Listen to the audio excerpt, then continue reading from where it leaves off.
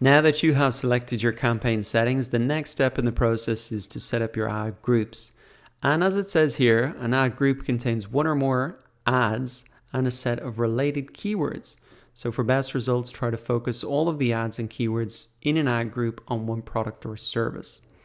So you can see that by default here we have ad group 1. And what we want to do here is put in about 10 or 20 keywords for one product that we want to promote.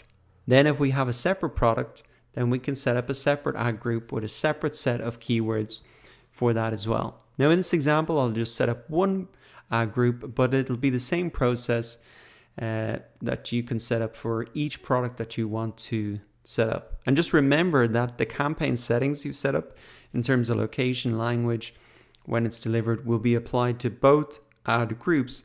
So just keep that in mind. And if you want a different set of campaign settings, you should set up a separate campaign. So what we really need to do, and the big piece of work in this step in the process, is to add in about 10 or 20 keywords. Now, really, this is where we decide what are the terms that we want to appear in the search results for our ads. And this is an important part of the process because this will really determine the success of your campaign. So I'll show you a couple of things to really reduce the cost of your campaigns and pick the right keywords. So the first thing to think about is like what is the intent of the searcher when they type in this word. So something like digital marketing course, if that's what I'm selling, well obviously that person really wants to buy a digital marketing course, and so that would be a great keyword for me to include in my campaign. Now, I could also put in something like, what is digital marketing? That could be a keyword phrase that I could get my ad to appear for. The thing is though, if somebody's typing in what is digital marketing, you can see there's no ads on that, and that's for a reason. These people who type in what is digital marketing are much further up the sales funnel. They're not even really aware of what it is. Whereas someone who types in digital marketing course online, their intent to buy is much, much closer. They're much further down that sales funnel and they're really ready to buy. They're just searching for a course to buy. So when you think about your keywords, just remember, where are they in that sales funnel? Are they just becoming aware of this? And you should really avoid keywords like that. Or are they really ready to buy and you want to try and use keywords like that when you're setting up your ad group? So just keeping in mind, where are they in the sales funnel? That's an important consideration when you're picking your keywords. Now, how can you come up with more keyword ideas? Well, one thing to do is just to brainstorm a little bit yourself. So I could say digital marketing training. It's kind of a similar thing. Digital marketing class. Marketing class. So these are all terms that they might be typing in. Now, if I want to get a few more ideas, what I can do is also come over here to get keyword ideas. So I can just take one of these and paste these in here. And now AdWords is going to give me a couple of ideas, and I can really scroll down through these and have a look at these as well. Now, once again, I can maybe just pop that into Google, just check it out.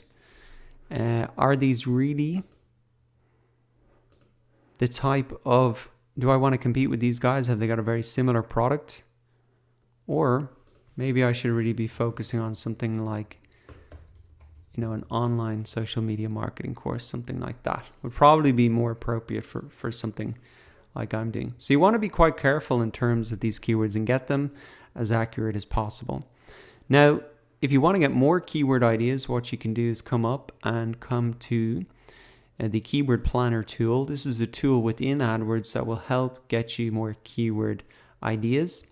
So if we, for example, just take one of the main keywords here, paste this in, we could adjust that if we wanted to. So we could say the location, the language, etc. if we wanted to narrow that down. So I'm just looking globally here, but if I wanted to look in terms of just say the US, we can pop this in. And you should really match this up with the location you set in your campaign. So let's see if we can get some ideas here. Now, if we look down, we've got some of the same kind of keywords, digital marketing certification. And the interesting thing about this tool is now we can start to see the suggested bid. So we can see like what is the suggested bid if we want it to appear in the search results for these campaigns. Now, I will say that this is quite a competitive keyword.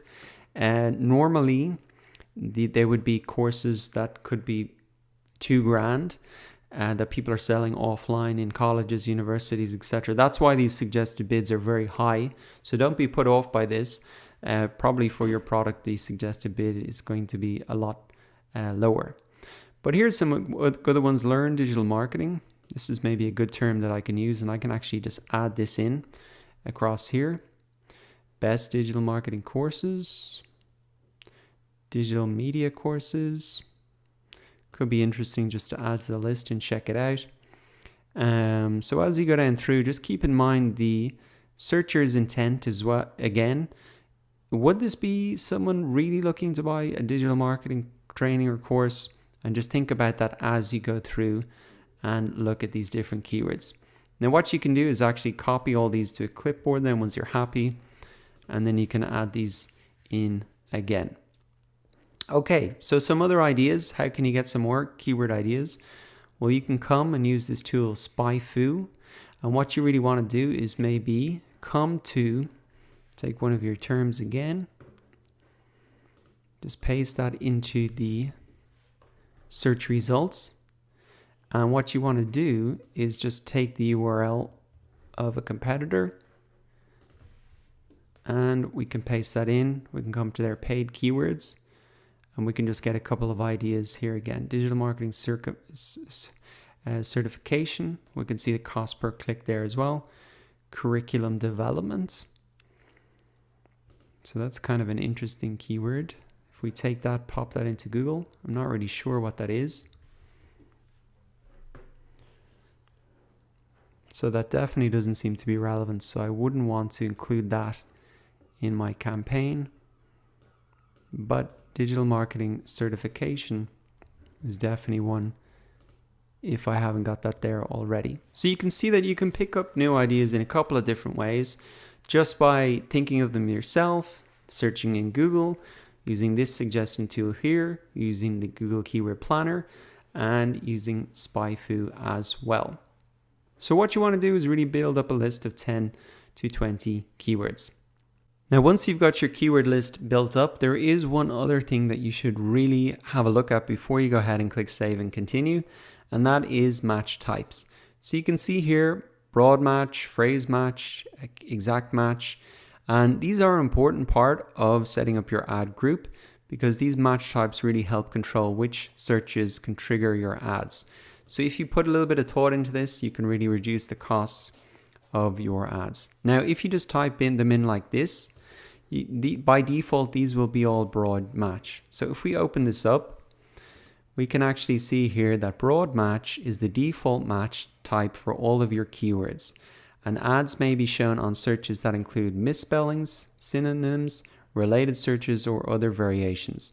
So if your keyword is women's hat, someone searching for buy ladies hat might see your ad. So this sounds great, but what it really means is that if you leave it like this digital marketing course online, it could be shown to people who are searching for much broader search terms than that. And that's not really what you want. To reduce the cost of your campaigns, you want to try and trigger the ads only when you have these search terms or very closely related search terms. So what I have here is an image which I think helps explain this different match type a little bit better. So here's a couple of examples. This broad match, if you typed in something like formal shoes, then it would also match to formal footwear, evening footwear, men's dress wingtips. So it's pretty broad. Now, if you do one layer down, it's called a modified broad match. So if you put formal plus shoes, then that would match to evening shoes, black dress shoes, etc. So I want to show you how this works. If I put in, and we'll just stick with the same example to keep it simple. if I put in formal shoes, just like it is here, this is the broad match. This could appear for a lot of different terms that are broadly related to this. Now, obviously, that's not going to be great for us because that means our ads could be triggered for a lot of different search terms where their intent might not be to buy shoes, but they're just checking them out or whatever. So what you can do then, one level down, is put in formal shoes. So what if we put this little plus symbol in here, it means our ad will only show up if the search term includes the word shoes, but it could be a little bit broader. So it could appear for things like evening shoes, black dress shoes, etc. So it must include that shoes, but this first word can be broadly related. Now what you can do even further down is put a star symbol or plus symbol in front of both words. So it would really have to contain formal and shoes in the search that they're appearing for, but it could appear words before or after like formal shoes, formal evening shoes, formal shoes comfortable, things like that. Now, if you want to get even more specific and trigger your ads only on a very specific search term, then you can use a phrase. So what we can do then is we could say keep the formal shoes, but we can remove these plus signs and then we can put in the parentheses here. So this phrase would have to appear in the search that they're typing into Google formal shoes. Now there could be a word before or there could be a word after, but this phrase would have to be in this order. So it could be best formal shoes or formal shoes comfortable, whereas in this one above, where it's the modified broad, these words could be appearing before or after, or there could be words in between these like formal, formal white shoes, whereas here it'd have to be white formal shoes. So hopefully that explains the difference between those. And then the most narrowest type of match that you could have is just to put these two brackets around it. So what that would mean is that the ad would only be triggered when that exact phrase is typed into Google and no other words before, after, in between, anything. So that is the exact match type.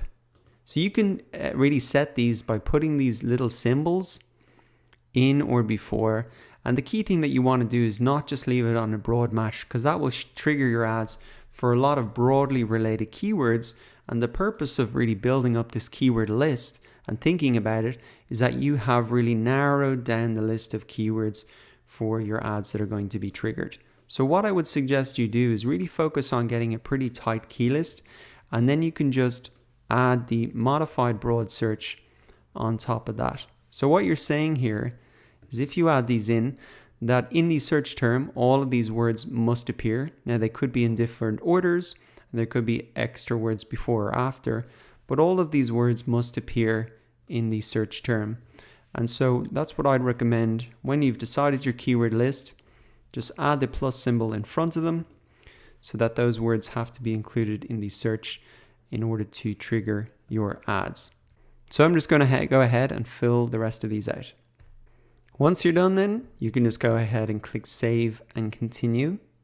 And that really finishes up the second step in the process, setting up your ad groups.